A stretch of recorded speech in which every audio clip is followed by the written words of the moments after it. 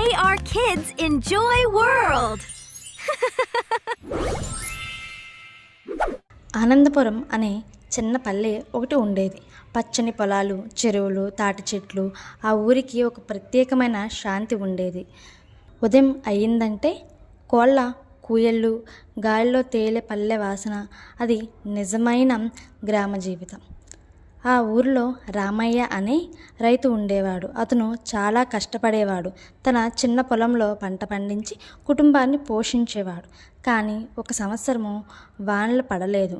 పొలాలు ఎండిపోయాయి. చెరువులు ఎండి బోసిపోయింది. ఊరి ప్రజలందరూ ఆందోళనలో పడ్డారు.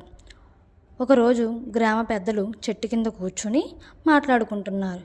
ఇలా ఉంటే మనం ఏం చేయాలి అని ఒకరు అడిగారు. అందరూ మౌనం పాటించారు.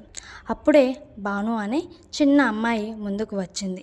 మనమంతా కలిసి చెరువుని మరమ్మత్తు చేసుకుని దగ్గరలో ఉన్న చిన్న వాగు నుండి నీళ్లు తీసుకురాగలమా అని అడిగింది.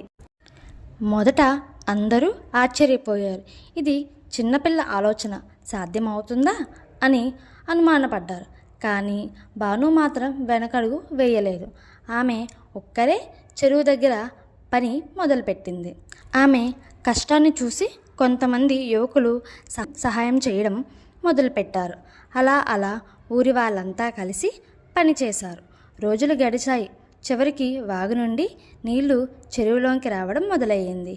ఆ రోజు ఆనందపురంలో పండుగలా మారింది. అందరూ సంతోషంతో నిండిపోయారు. అప్పటి నుండి ఆ ఊరిలో ఒక మాట నిలిచింది: కలిసి ఉంటే కష్టం కూడా సులువు అవుతుంది. ఆనందపురం మళ్ళీ పచ్చగా మారింది. పల్లె జీవితం మళ్ళీ నవ్వింది.